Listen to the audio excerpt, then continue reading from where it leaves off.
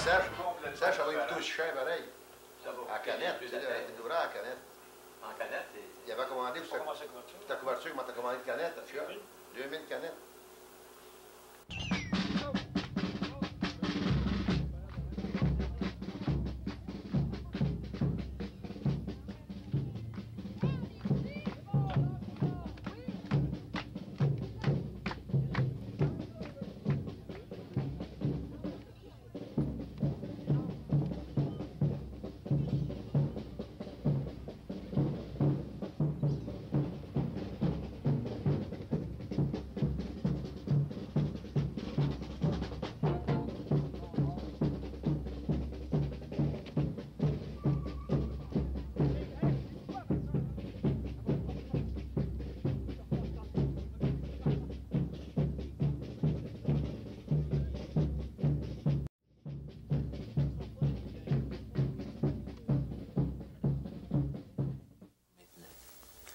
Ben, c'est-à-dire que d'abord, c'est une maison qui était historique, c'est-à-dire qu'elle date à peu près de 1860. C'est-à-dire que c'était bâti probablement pas longtemps après qu'on fait le chemin de fer entre Montréal et Sherbrooke.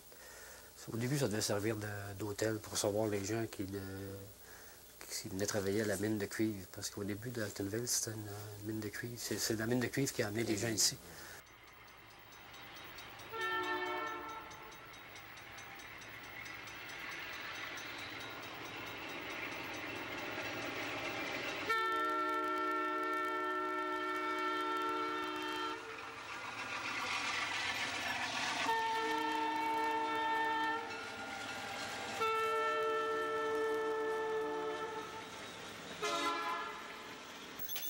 Toujours de quoi de provocateur dans son œuvre, qui fait que moi j'aime ça, ça me motive moi-même de voir ces pièces. Même si beaucoup de monde ne comprenne pas ça, même s'il y en a que je ne comprends pas, puis des fois je lui demande pas c'est quoi, qu'est-ce que tu as voulu. Non, tu sais, lui, comme à un moment donné, il se promène lui-même. Lui-même, c'est une toile, il se met des couleurs dans le visage, il se promène, tu sais, il y en a qui disent, ouais, non, c'est ça, tu sais, mais lui, il ne cherche pas à l'expliquer. à fois des personnages de même. Mais j'ai remarqué quand c'est ce qui est drôle de voir les réactions des gens. Quand il va passer à un moment donné sur Perspective, ou bien il va passer dans un journal, là. Ah, notre ami Serge. Et quand il peinture sa maison, parle-moi d'un mot du jour. Comment est-ce qu'il a été arrangé ça? Ça n'a pas d'allure, tu sais, là.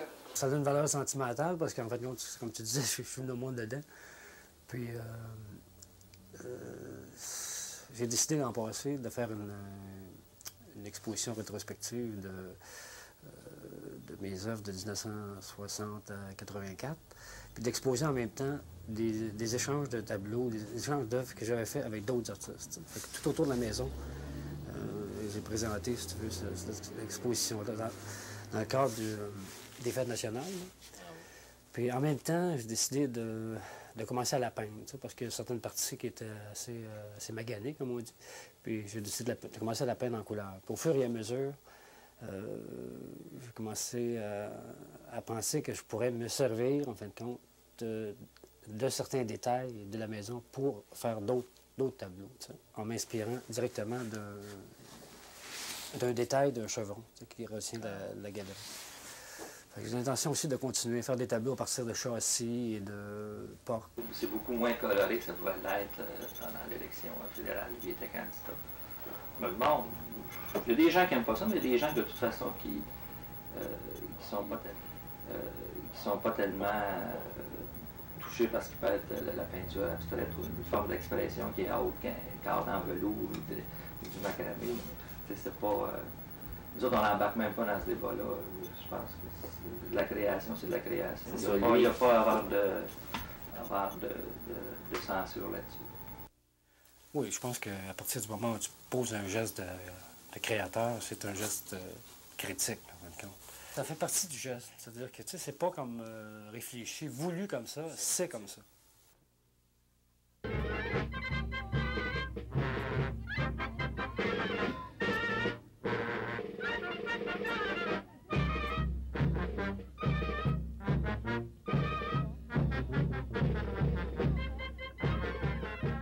On n'a pas les mêmes goûts du côté artistique.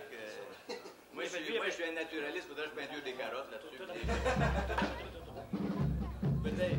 Non, je ne suis pas fanatique de même. Je peux peinture des carottes, c'est pas grave.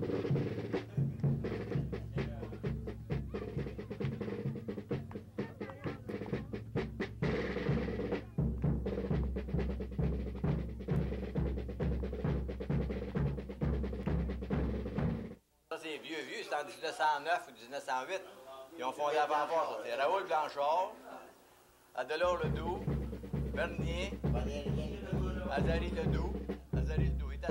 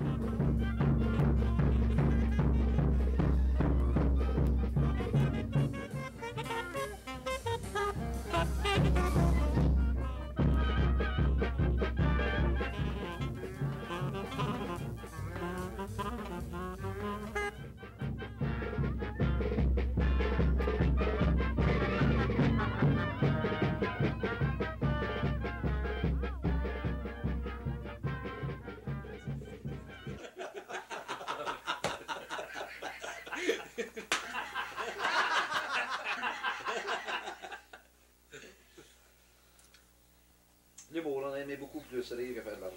On a beaucoup. On a beaucoup. L'humour, on aimait beaucoup plus rire que faire de l'argent. On a beaucoup. On a beaucoup. On faisait des petits jams de temps en temps, mais c'était en 75 qu'il y a eu une organisation, parce qu'on a dit, bon, ça c'est Gaétan en plus, qui était le moteur, disons, on se fait une belle fanfare, on s'incorpore. On avait toujours continué un petit peu on avait conservé nos instruments des vieux cahiers de marche. On avait toujours fait un peu de musique chez les Boulets. Là. Et puis à un moment donné, l'été 74, 75, l'enfant fort est venu nous voir, là, Serge Boisvert, puis 2-3 autres personnes, puis ils m'ont réveillé un samedi matin. Avec, j'entendais ça, ça rappelait des souvenirs, il était dans le parking en face de chez nous. Et puis, c'est comme lumineux, là, la musique dans la rue. T'sais. Alors, le lendemain, on a fait notre première sortie. On a répété des vieux costumes, des vieux cahiers de marche, puis on était là, puis c'était parti. En effet, oui. Avec le moine, on avait formé un groupe qui s'appelait Les Allondons. Les Allondons. Les Allondons. Qu'est-ce que c'est? 44, 45. C'est n'importe quoi. C'était des événements. On a participé à 2-3 événements véhiculés à Montréal, à Casalou. Il y avait 2-3 musiciens qui faisaient... Mais tu sais, à l'époque, ça n'existait pas, ça. C'était des petites fanfares improvisées. C'était assez free comme musique. C'est bien difficile le changement, surtout d'une petite ville qui est quand même isolée par ses moyens de communication interne. On n'a pas de radio, pas de journaux, pas de télévision, pas de câble, pas de rien. On est une espèce de petit Shefferville, là, même si on était à 50 000 de Montréal puis de Sherbrooke. Et puis, quand ils voyaient fanfare, eux autres, ils étaient habitués, surtout quand le colonel Lapointe était en beau major, c'était en ligne, puis les habits, puis au pas, puis tout ça. Puis là, nous voir dans la clown, la fanfare, c'est tout le temps été quelque chose de paramilitaire. Nous autres, on arrivait avec la bouffonnerie. C'est là qu'on a commencé aussi à faire de la musique d'Excellence, parce que c'est la seule musique swing qui se rapparente aux instruments de fanfare. Fait que tout ça combiné, puis d'autres sorties, des engagements, de l'orchestre que j'avais fait avec mon père aussi, peut-être une dizaine d'années avant. Ça nous a amené à constituer un groupe qui est assez homogène, mais qui a toutes ces petites dissensions. Là. Bon, ça, c'est l'orchestre, ça, c'est le Dixieland, ça, c'est la fanfare, ça, c'est de l'animation, ça, c'est les clowns, puis bon, c'est bien le fun de jouer tout là-dedans. Là, on s'est mis à organiser des Saint-Jean-Baptiste. Alors, on a inventé de toutes pièces les masses historiques qui,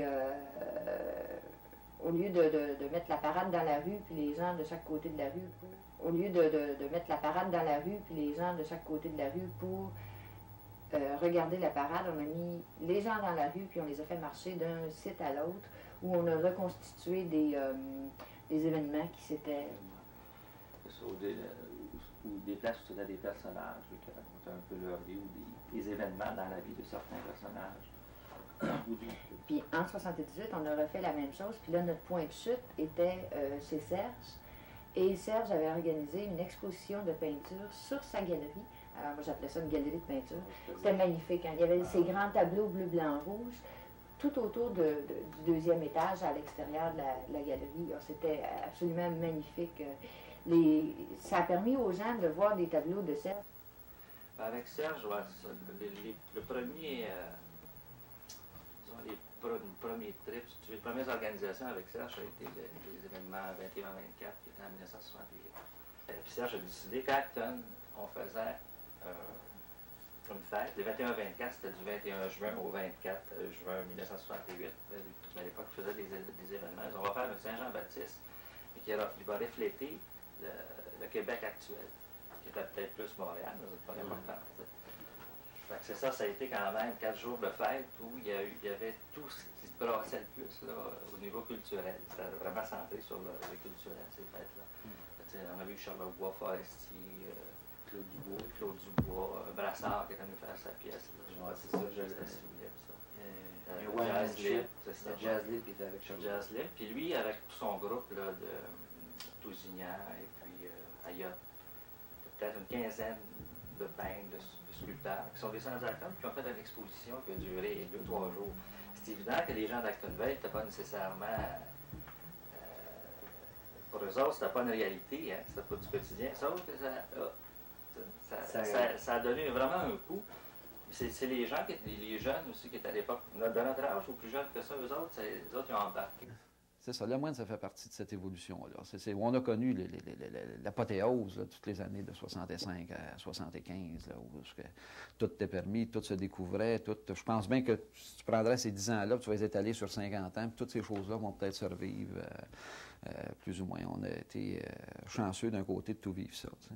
Mais c'est plus la flamme, quoi qu'on la retrouve des fois, là, quand on voit des enfants pour les costumer, l'habit fait le moine un petit peu, là, ça fait pas juste le cacher, ça nous met dans un état spécial. Tu es rendu à 40 ans, des fois, ça peut avoir l'air ridicule de jouer à ça, puis d'un autre côté, ben, si on perd ce brin de folie-là, il ne reste plus grand-chose.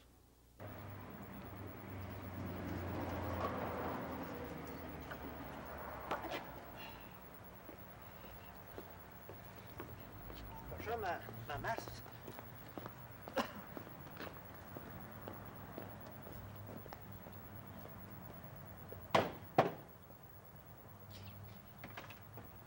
Si on veut, parce qu'Acton a plusieurs facettes, plusieurs visages. On n'a rien qu'à choisir celui qu'on veut pour nous nourrir. Ça peut être sportif, ça peut être intellectuel. Et on n'a rien qu'à choisir ce qu'on veut. Il s'agit de s'ouvrir les yeux et les oreilles. C'est que tout le monde d'Acton, tout le milieu que moi j'ai tout le temps fréquenté, le centre-ville, ou que ce soit peu importe la place dans le village, c'est que tout le monde un peu Acton est artisan ou non artiste. Mais que tout le monde fait ça automatiquement, normalement, comme si de rien n'était, parce qu'on a pas mal eu la même base. Ceux de mon âge, en tout cas, qui ont 40 ans aujourd'hui, ils n'ont plus la même chance, ils n'ont plus pas mal la même éducation, la même formation. Ça fait qu'on retrouve dans cette gang-là pour dire des artistes, ou des intellectuels, ou des chercheurs. Quoi. Je trouve qu'Acton, c'est un laboratoire.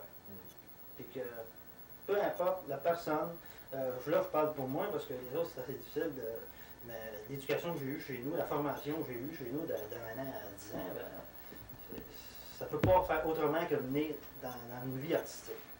Et puis à tout prix, à n'importe quel prix. Aujourd'hui, là, pour sauter un petit peu plus loin, aujourd'hui, mon travail, c'est d'être concierge. J'ai accepté d'être concierge pour faire l'argent, pour pouvoir vivre. Contrairement à Serge Lemoine, un exemple, qui lui, ben, il a consacré toute sa vie. C'est un artiste complet parce qu'il a consacré toute sa vie. Il a mangé de la merde une partie de sa vie, puis il va en manger toute sa vie aussi. Mais lui, il a décidé que c'était son choix. Il se réalise, mais totalement. Ça, c'est ce qui vaut, c'est la qualité d'un grand artiste, c'est ça un peu. Dès qu'il vient se ressourcer, ou on peut dire que quand il va à Montréal, nous autres, il va se ressourcer, puis il vient créer Acton. Il y a 2 laboratoires, puis il travaille sur 2. Ben, puis ça, plus grand, c'est toute la Terre, parce qu'il va partout, il se promène partout. Il est bien partout. Il est malheureux partout. Et puis, il y a des choses d'humeur que des fois, on n'est même pas capable d'endurer, parce qu'il est trop intense, il manque trop de notre temps. Mon année, le voir aller, c'est tellement beau qu'on s'engagerait tout notre job là à l'endurer parce qu'il est trop intense, il manque trop de notre temps. Mon année, le voir aller, c'est tellement beau qu'on s'engagerait tout notre job là continuellement. C'est pas un leader, c'est pas un maître spirituel, c'est pas. Il y a un paquet de défauts, ce gars-là, ça n'a pas de bon sens. Il y a des bébites comme tout le monde.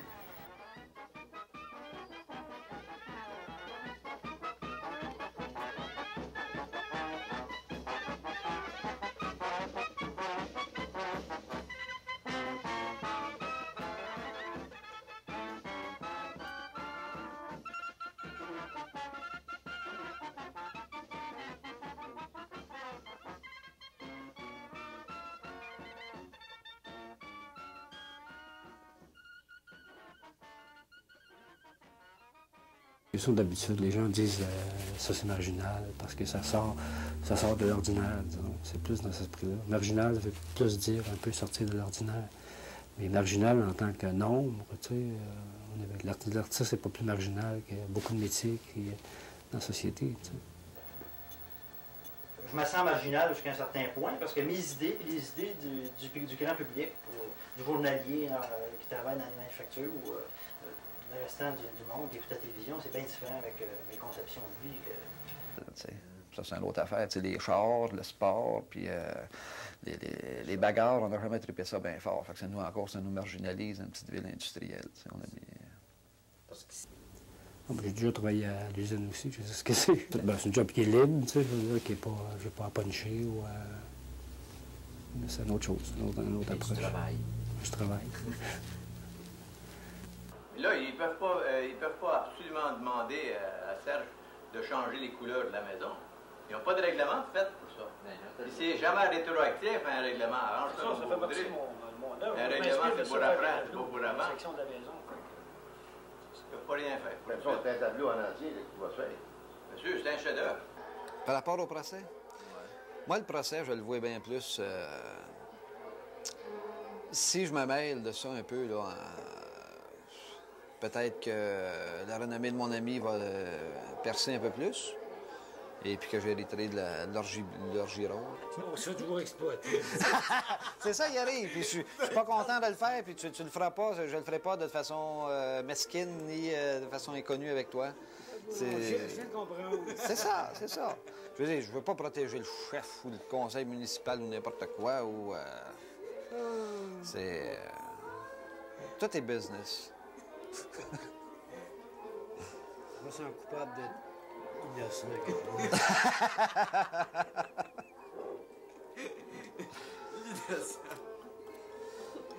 Mais dans mon idée, j'étais coupable. T'as plaidé non coupable. T'es un vrai délinquant. Non, dans mon idée, je me sens coupable d'être... Depuis qu'il est tout petit. Non, écoute, je peux pas être coupable de juste de création. C'est ça. La peinture de bordure m'a influencé beaucoup, même dans certaines périodes bleu, blanc, rouge. Là. Tout son phénomène d'épuration ici. Puis je pense qu'on est proche à quelque part, pas beaucoup, là, mais... Avez-vous des racines similaires? Probablement.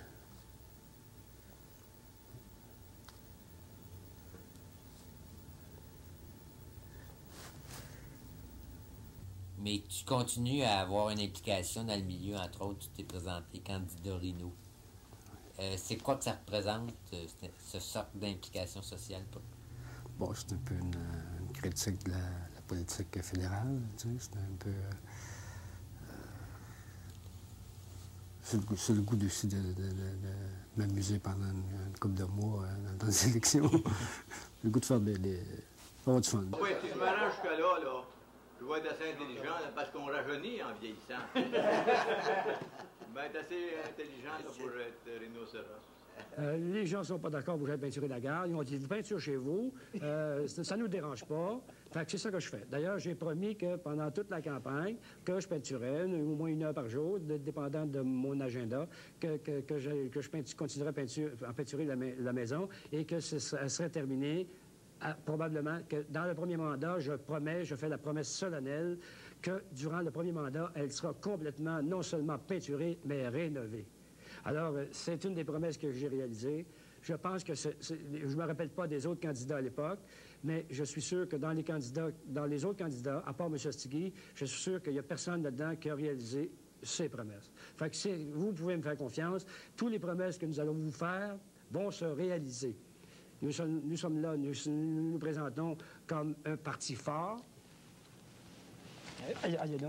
et nous allons le rester.